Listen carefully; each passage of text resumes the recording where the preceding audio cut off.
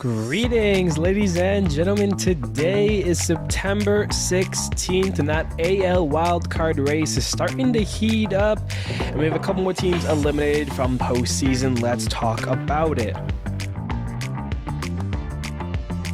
Hello, everybody. My name is Steven. This is the middle of the order. How are we doing today, ladies and gentlemen? We've got a great one here, a lot to talk about.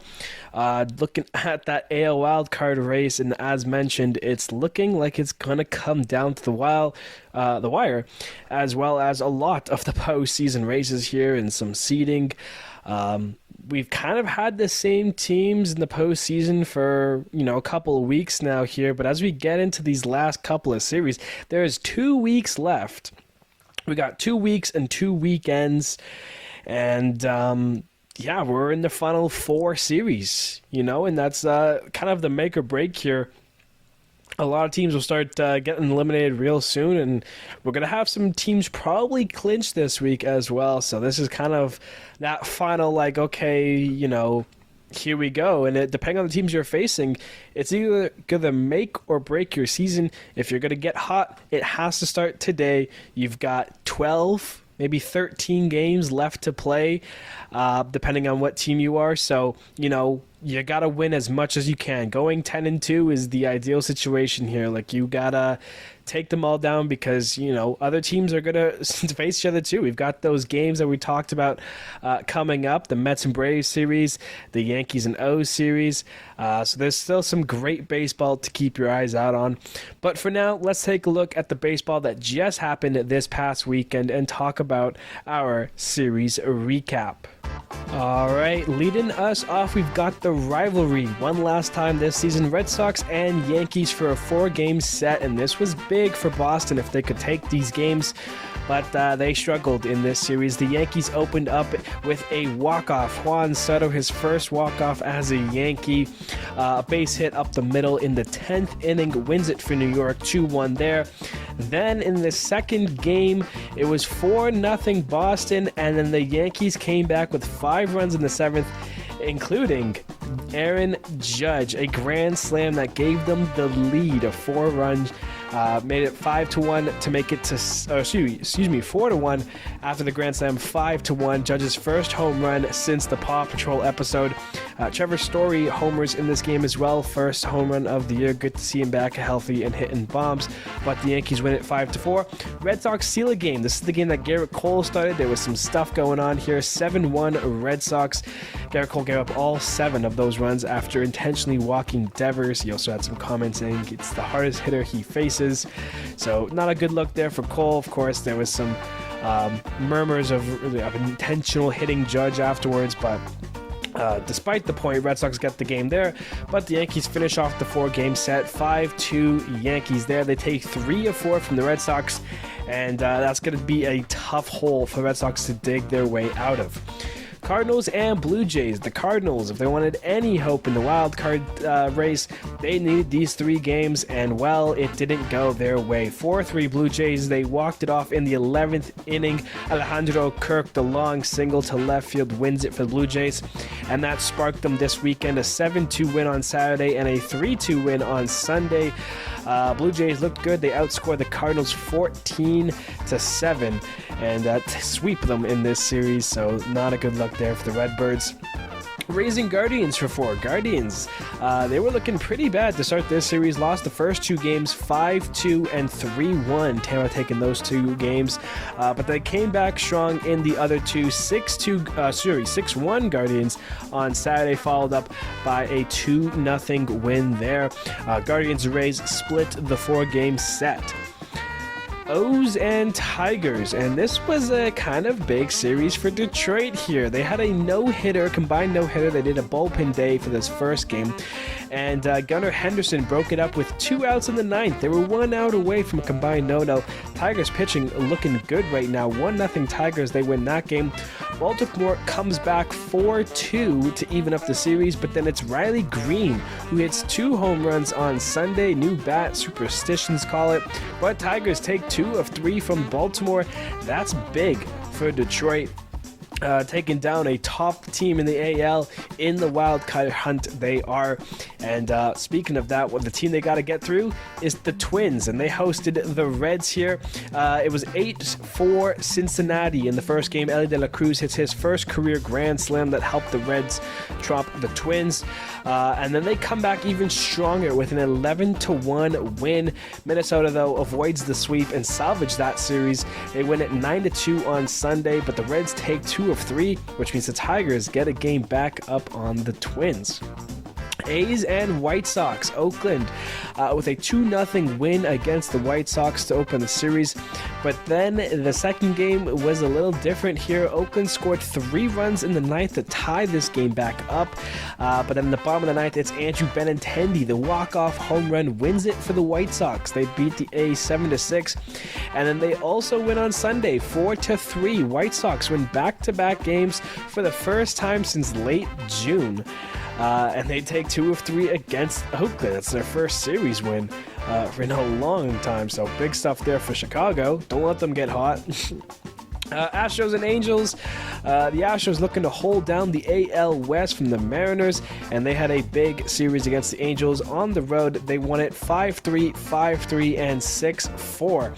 They get the 3-game sweep over the Halos, and that helps them hold the division because the Mariners had a 4-game series against the Rangers, and I'll be honest, after the first game, I was worried.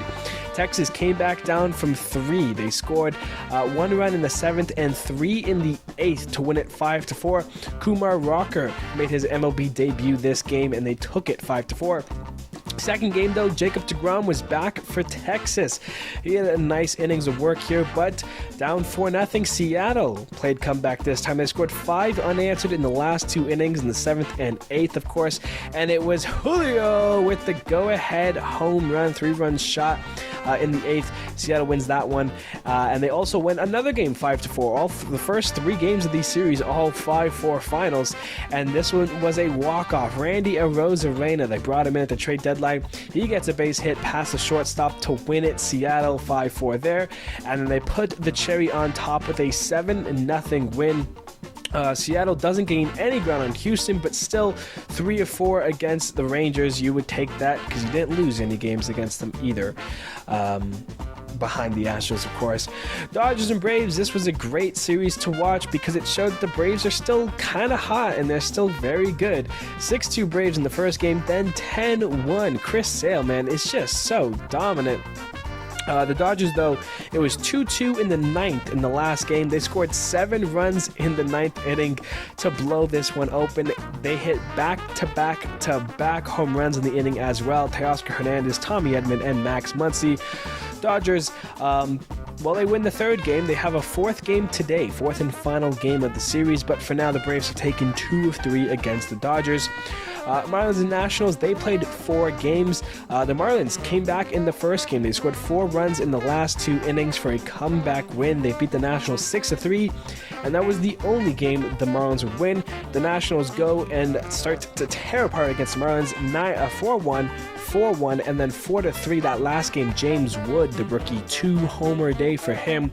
Nationals take 3 of 4 against the Marlins. Mets and Phillies was a huge series for the Mets, and they started it off in a big way, an 11-3 victory for them. Then they called up Luis Angel Acuna, Ronald Acuna's brother, for the second game, but it didn't go the Mets' way. Bryce Harper hit 2 home runs. He hadn't hit a home run since early August, so those 2 home runs were important for Harper. Can he get hot right now? 6-4 Phillies there. And in the last game, it's JT Realmuto who hits a deep single to right center for the walk-off win. Phillies take 2 of 3 against the Mets. They win that last game 2-1. Royals and Pirates. Royals on the road here. You know, the Tigers won 2, the Royals lost 2, the Twins lost 2. An opportunity for the Royals to gain a game or 2 here. They took the first 2 games of the series 8-3 and 5-1, but dropped the last one. Pirates avoid the sweep with a 4-3 win. Royals get a game up on the Twins, though. They have cemented themselves kind of nicely into the 5th seed there. Cubs and Rockies. Cubs trying to have any last hope of holding on to a wild card chase down, but they lose the first 2 games in Colorado, 9-5 and 6-5 Rockies. The Rockies Rockies walked it off in the second game. Brenton Doyle down the left field line to win it in the 10th inning there. Cubs did avoid the sweep, though, winning it 6-2 in the last game on Sunday to salvage the series, but not the series they needed against the Rockies.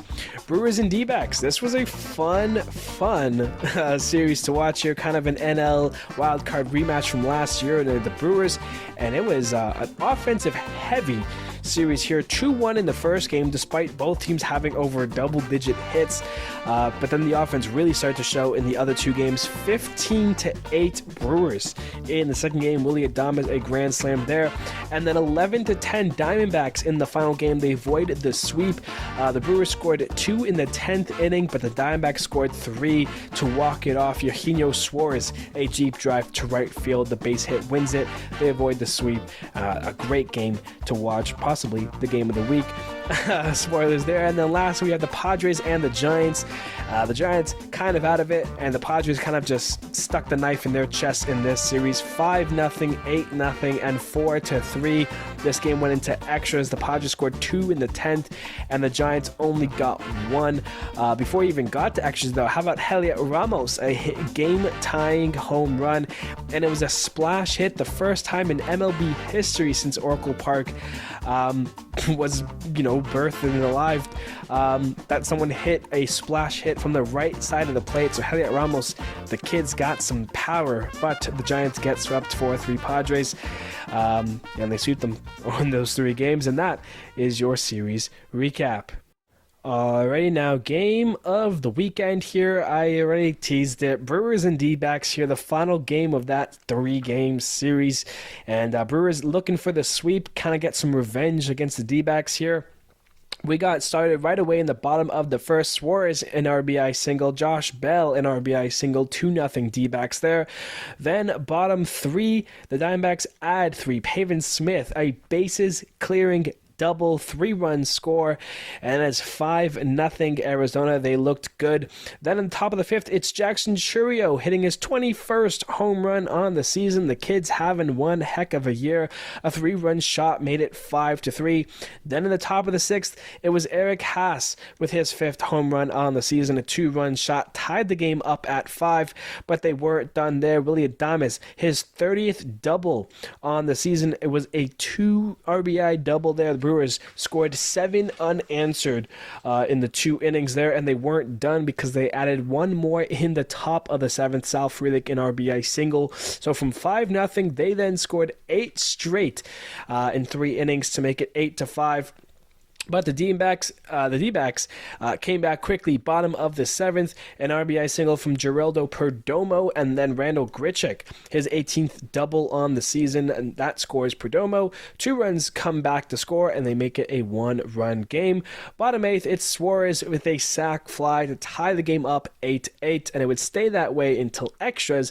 We head to the top of the 10th, where it's Jackson Chourio, a triple, his 3rd triple, 2-run score. It's 10-8. Milwaukee. They're looking for the save, but they can't get it. No Devin Williams doesn't come out of the bullpen. Adrian De La Castillo, he gets a single to make it a 1-run game.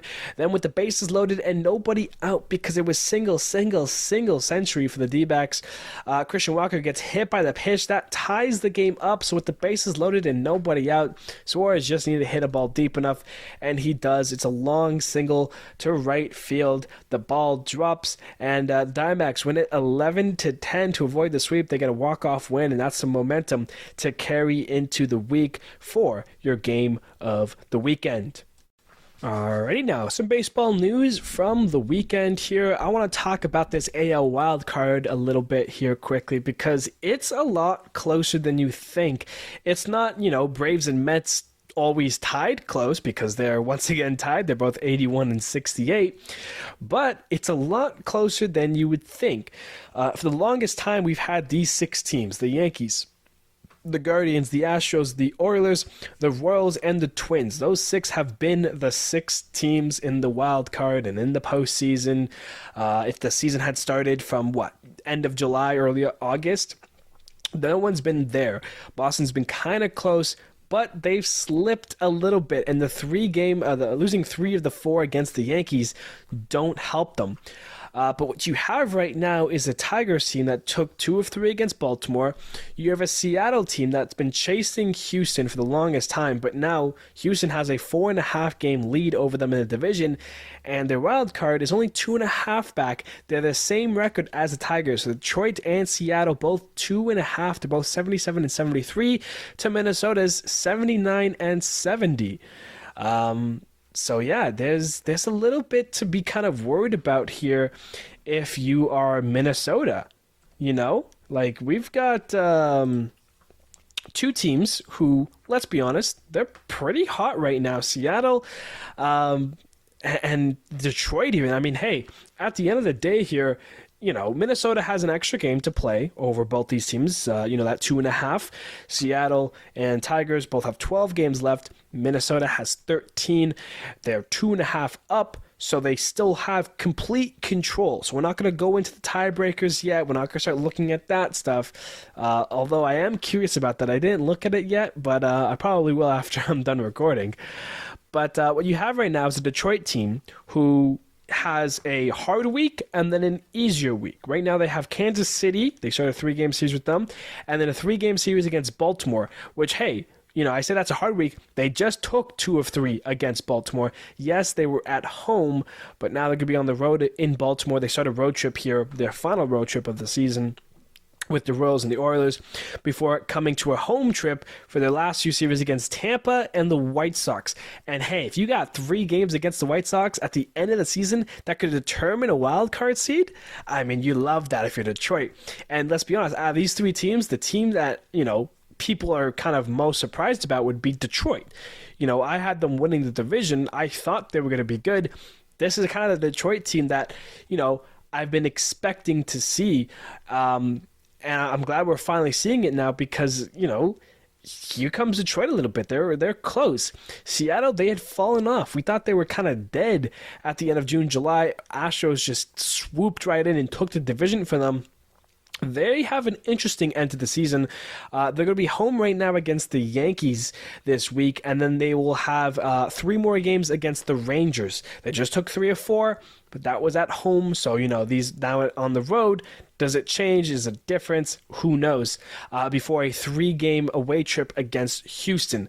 And that is a huge 3-game series because if Seattle wants any chance at the division, they need to sweep that series.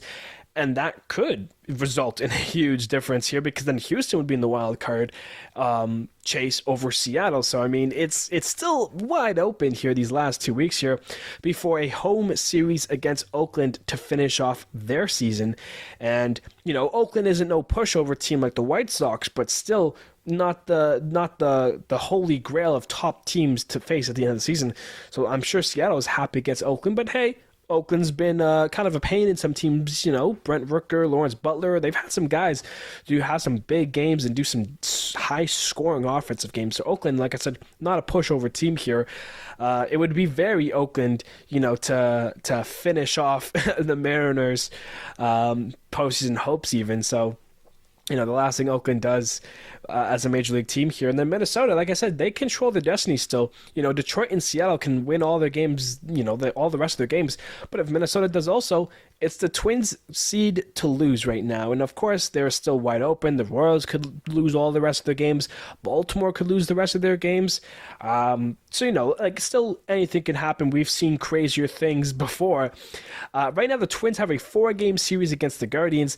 And this is big for the whole AL Central kind of dynamic here because the Royals are getting the Tigers and the Twins are getting the Guardians. So they can both help each other. We've been talking about these Royals and Twins in the 5 and 6 seed. If the Twins get a 4-game sweep against the Guardians, the Royals sweep the Tigers, that helps the Twins get really far away from the Tigers, and that helps the Royals get the division. So kind of a win-you-lose situation here, kind of help each other out for these teams here. The fact that right now we're going to have Royals and Tigers and Guardians Twins this week, these next couple of games will be really fun. Of course, they're going to be in Cleveland here, Minnesota on a road trip, and then they get Boston. And I mean, depending on how Boston looks, the Minnesota Twins can kind of kill off the Red Sox in that series this weekend. And then they end it at home against the Marlins for 3, which you'll love to see. But then they got to finish against Baltimore. So out of the last series here, you got White Sox, Oakland, and Baltimore. Twins, obviously, the disadvantage there. But, of course, by that time, it might not matter because they might already have clinched the seed. But I'm just saying it can get really dicey here. And, of course, the Red Sox, they're not really out of it just yet. Of course, they're going to face the Twins, and depending on how that series go, you could be talking about a Red Sox kind of final push. Losing these three or four against the Yankees this week, definitely not ideal. But they kind of control it in a sense of, hey, you've got the Rays for 6 games and the Blue Jays for 3. 2 teams in your division that you have a better record on. You should win those games, and if you do, that's 9 games out of your 12 remaining, and then just take care of business against the Twins. If the Red Sox go 10-2 here down the stretch, then they have probably out of the 4 teams remaining, out of Detroit, Seattle, Minnesota, and Boston, I would say Boston has the easiest schedule out of the 4 remaining. You could disagree with me saying the Twins, because of, Marlins, or the Mariners because of the A's, or even Detroit because of the White Sox. But I digress. I think Boston is still in a position where they can take that seed, but of course, these are now 4 teams fighting for one spot. We're assuming that the Royals will not throw away what they have. They're 82-68. They're going to have a winning season for the first time since 2015, where they won the World Series. So there's so much, fun baseball happening coming up, especially this week. Like I said, that AL Central division can get really shaky this week depending on who's winning series, and if there's a sweep.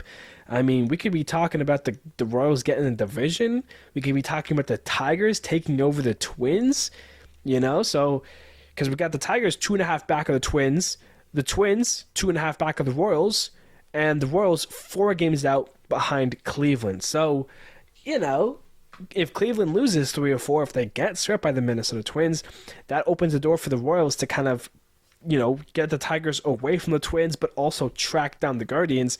So you've got the 1 seed versus the 3 and the 2 versus the 4 in terms of division. So yeah, AL Central is looking really fun this week, and that wild card is still very much on. You take a look at the NL Central wild card, the Cubs are 5 games out. That's not really ideal when you have 12 games to play. So basically that last seed is going to come down to Braves versus Mets. And guess what? They play each other next week, so that's going to be super fun. But when you look at the AL, like I said, 2.5 back is super doable with 12, 13 games to go. And even, like I said, Boston's 4.5 back, so they're still kind of hunting. But they need to go now. They're 75-75. They're at 500. I mean, if you are a postseason contending team right here, you gotta go. You gotta get hot. You gotta win your games starting now. Who's gonna go on a 5-game winning streak starting today? Huh? Which AL team is gonna do it? Because if it is somebody here, Twins, Tigers, whoever, Seattle even, I mean, like I said, the division is still kind of open. 4.5 back, Seattle over Houston. Baltimore is only 3 games back of the Yankees. So, I mean, if Baltimore sweeps that series, hello, Baltimore is now ahead of the Yankees. Like, we're getting very close. And although we kind of have, out of the 30 teams, 12 make the playoffs, I think maybe 15 teams are kind of in this hunt still. So I feel like a lot of posting picture, or at least the teams, we kind of have the idea of. It's more the fact of, okay, how about how seeding looking, There's still a lot that can change. We've been seeing, Padres and D-backs for the longest time be the 4 and 5 seed.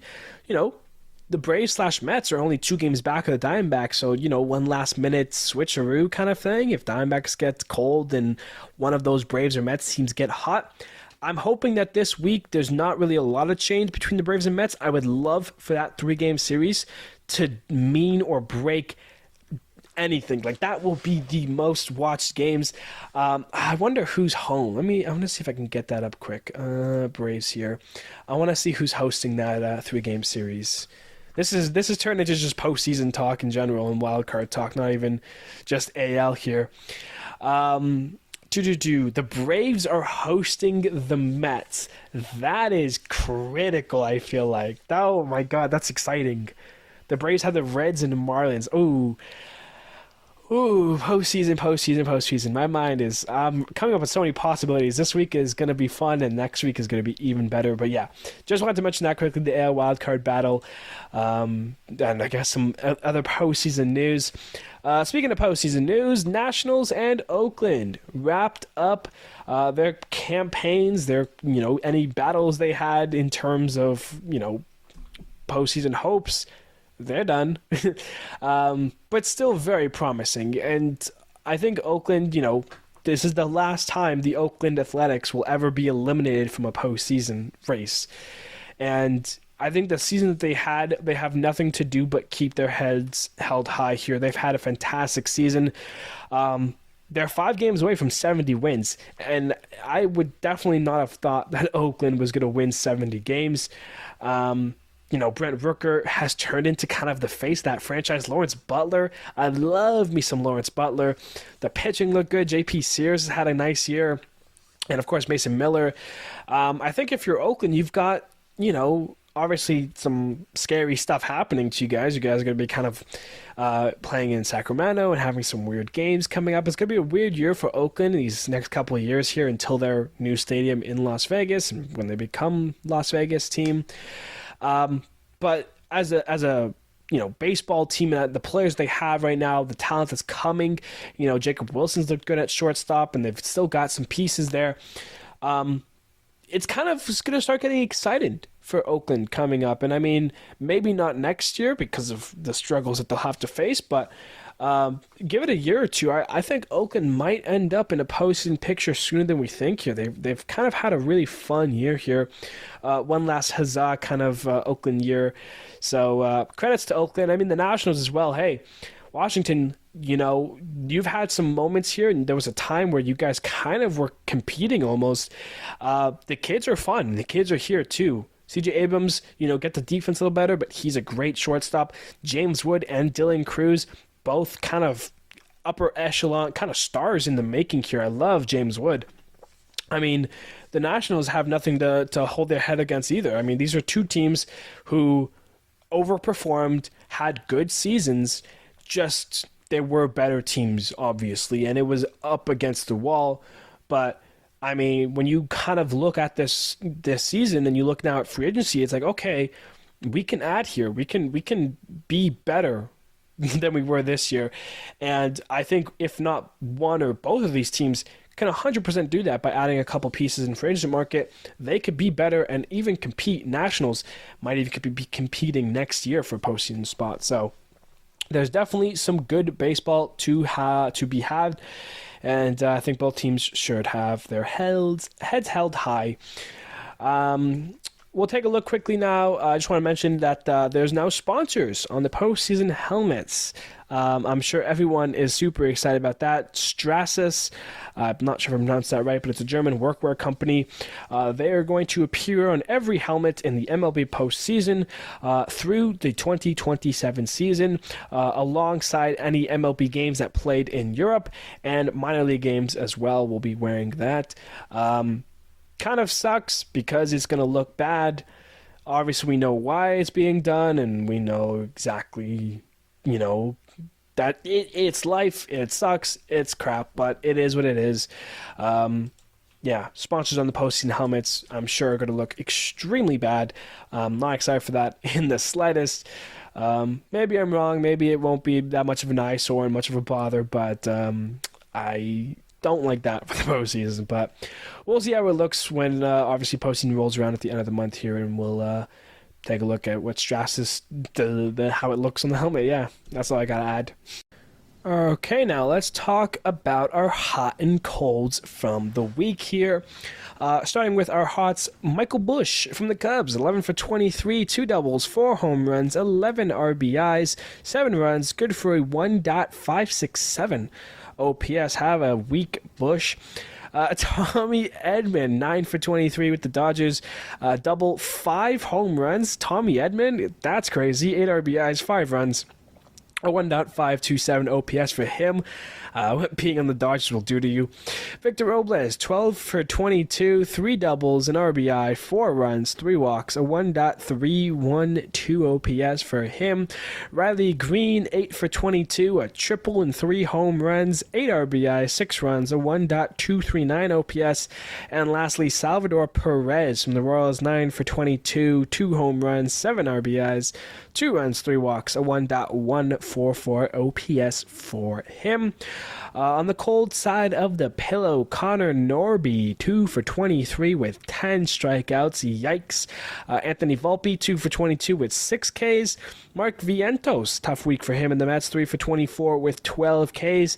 Mickey Moniak, 2 for 22 with 10 strikeouts. And lastly, Jake Cronenworth with the Padres, 1 for 18 with 4 strikeouts. So not ideal for some of those guys, and some of those guys are on postseason contending teams, so they got to get hot and get hot quick. Injury updates. Taking a look at those. Not too many, but 2 big ones here. Francisco Lindor was removed yesterday's game. Roberto Clemente Day actually yesterday. I haven't mentioned that yet. People were wearing a lot of nice stuff, and obviously the patches and special events with the games.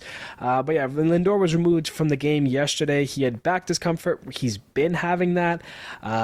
So that's not really great for the Mets. Your MVP kind of candidate guy is having some struggles with the IR. Not sure if he's going to end up on it. You kind of need him for the Braves series potentially. So something to keep an eye on for. And for the Dodgers, they got an even bigger blow. Tyler Glasnow, a sprained elbow. And according to Dave Roberts, it is unlikely he is going to pitch again this year. So with that being said, we are safe to assume that Tyler Glasnow is done for the year, which means no more regular season, which means no postseason. And I mean, Tyler Glasnow just remains the guy who gets hurt. It's just part of his MO, and that's really unfortunate because the Dodgers obviously made him the guy, traded for him, signed him to the big extension, and he's pitched really well for them. And potential Cy Young in the future, even if he can stay healthy for a full season, but just is unable to do that, and he is done for the year once again. Will not pitch in the postseason when he's on the postseason team. He's done that with the Rays before. And it's kind of a big blow for the Dodgers here because pitching, we know how much they've been getting hurt pitching-wise. So something to keep your ears and eyes out for here as the Dodgers season winds down. The outstanding performances, some of which not so outstanding, but definitely want to special mention them. For example, Coomer Rocker, MLB debut with the Rangers, 4 innings pitched, 3 hits, an earned run, 2 walks, and 7 strikeouts through 4 innings. That's a heck of a debut for Rocker. And how about Jacob deGrom in his first start with the Rangers, back from injury over 504 days, 3.2 innings of work, 4 hits, no earned runs, no walks, and 4 Ks. Obviously, he was going to be limited, but still good start from deGrom regardless. Jose Quintana, 7 innings pitched, 3 hits, no earned runs, no walks, and 4 Ks. That's what he's been doing all year round for the Mets. Dylan Cease, 6 innings pitched, 4 hits, no earned runs, 2 walks, and 10 strikeouts. Corbin Burns, we haven't heard his name in a while. He's been kind of just average for his kind of caliber tier talent, but he had a great start for Baltimore. 7 innings pitched, 2 hits, no earned runs, a walk, and 7 Ks.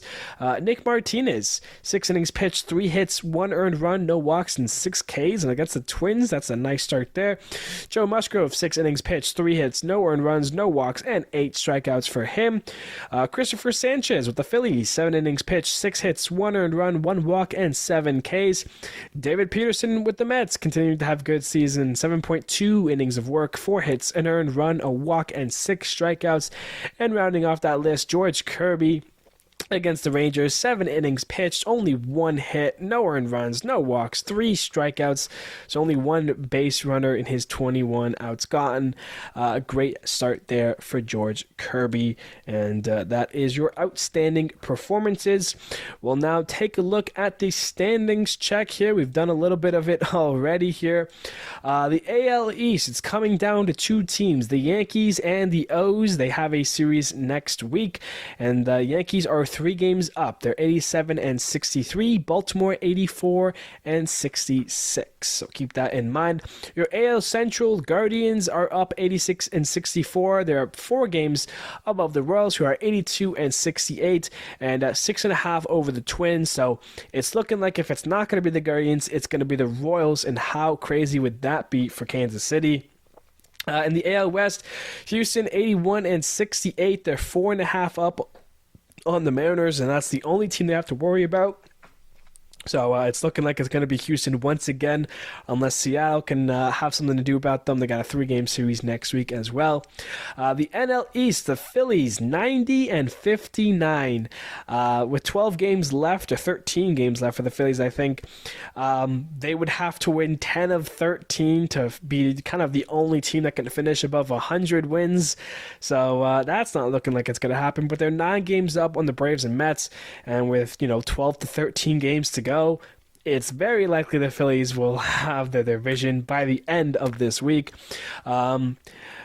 Brewers, they're 10 games up on the Cubs. They're pretty close to clinching, I'd say. They're hot. They're right there, and they're looking good.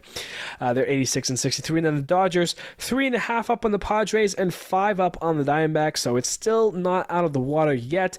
Dodgers 88 and 61. Padres 85 and 65. San Diego on a 3-game winning streak. If they can get hot, and if the Dodgers can kind of stay where they are right now, maybe the Padres can make a move late for that division. The wild card we've mentioned already, but we'll do it once more. Baltimore 4.5 up of the line. Royals 2.5, and the Twins at the line. Those are your 3 current AL wildcard teams, but they've got some chasers. Tigers 2.5 back. Seattle 2.5 back. Boston 4.5 back. The race is on, to say the least. On the NL side, the Padres 3.5 up on the line, Diamondbacks 2 games up on the line, and the Braves and Mets still tied, 81 and 68. So one of those teams will make it in, one of those teams won't, and they've got that series next week. What a series that will be. Outside of that, the Cubs are 5 games out, so it really is coming down to Braves and Mets. Cardinals 7 games out. Losing that 3-game sweep to the Blue Jays definitely didn't help them, and every other team is 9+, and with 12 to go, it's pretty much coming down. It's going to come down to Braves and Mets. I'm not going to here's some hope for you guys. No, it's coming down to the Braves and Mets, unfortunately. Let's not sugarcoat it here. Some teams are better than others, and that's just baseball for you. Taking a look now at the upcoming series.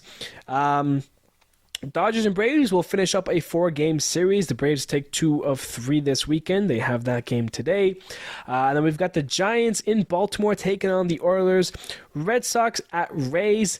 Tigers at Royals, Twins at Guardians. We mentioned those 2 series, how important they are. White Sox at Angels, a series that no one should really tune into. 2 of the worst teams in the AL. I think the 2 worst teams in the AL, actually.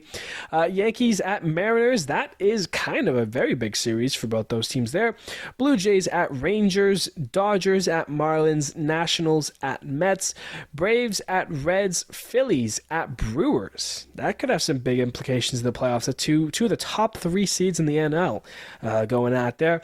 A's at Cubs, Pirates at Cardinals, D-backs at Rockies, and Astros at Padres.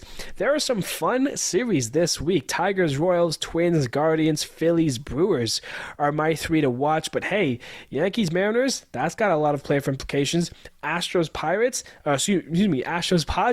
have a lot of playoff implications there. And then, of course, keep your eye out. Mets on the Nationals, Braves, and Reds for the wild card there. If the Mets sweep the Nationals and the Reds sweep the Braves, I mean, the Mets have a 3-game lead, and that's huge at this point. Yeah, those are your upcoming series, and a lot of great baseball on the weekend here. We'll take now a look at the magic numbers. Magic. I don't know what the hell I'm doing here. In the AL, the Yankees' magic number is down to 3, which means that it's very likely that by Friday we'll be talking about how the Yankees are clinching a postseason berth. The Guardians' magic number is 4. Baltimore is 6, the Royals are 8, Astros are at 9, and the Twins are at 11. So with 13 games to go for them, they still can control their destiny. Keep that in mind. In terms of losing numbers in the AL, the Rangers are 4 games away from being eliminated, which means basically if the Twins win 2 games and the Rangers lose 2 games, they're done. Blue Jays magic number is losing number down to 5. Rays are down to 6, and then the Red Sox are down to 8. I threw them in there, kind of just warning for the Red Sox there. On the NL side, the Phillies and the Brewers magic numbers are both 3. They face each other this week, so that's pretty interesting. One team will clinch, one team won't, potentially, depending on how that series goes, or maybe both will clinch, and it's just for fun anyways. The Dodgers match number down to 5, Padres are at 8, D-backs are at 10, and the Braves/Mets are down to 12. One of those teams is going to have a very disappointing end to the season. Losing numbers, Reds, Pirates, and Giants are all at 2, which means if both the Braves and Mets win today, or at least one of them, if either of the Braves or Mets win today and Reds, Pirates, and Giants lose, they'd be eliminated. And of course, as mentioned, the Reds are facing the Braves. So if the Braves and the Reds, if the Braves beat the Reds, that ends Cincinnati. Pirates, they're playing the Cardinals, so they gotta lose, and who knows, but most likely these 3 teams will all be eliminated. The Cardinals losing number is down to 5, and the Cubs is at 7. So tough week, and it pretty much kind of decides Braves and Mets for the last wild card seed, but these 3 teams, 3 of those 5, definitely will be eliminated by Friday's episode.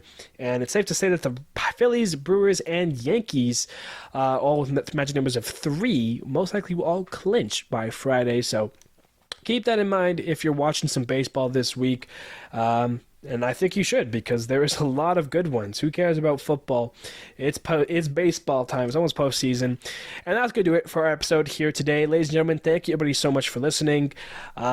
It's really starting to feel real. The postseason just around the corner. These final 4 series, 12 games, only 12 games left. 162 come down to 12. We're played 150 games. And Oakland's only got a few games left as Oakland, and the Mets and Braves is going to be fun. Can the Tigers or Seattle make some noise? Can the Twins blow it? There's still a lot that can happen here, so you definitely want to watch some baseball. If you're an AL Central team, if you're a fan of one of those 4 teams, you're watching all of those games. Doesn't matter when and where, you're putting them on, you're going to have it on the radio. They're important games, especially when you look at it this close to the end of the season and have it in your face being like, we win this and they lose this, we're here, and all the stuff. It's really going to come down to some scoreboard watching for sure as well. So a lot of great games this week. Definitely tune in. And that's going to about do it for me. So thank you, buddy, so much. And I will see you on Friday.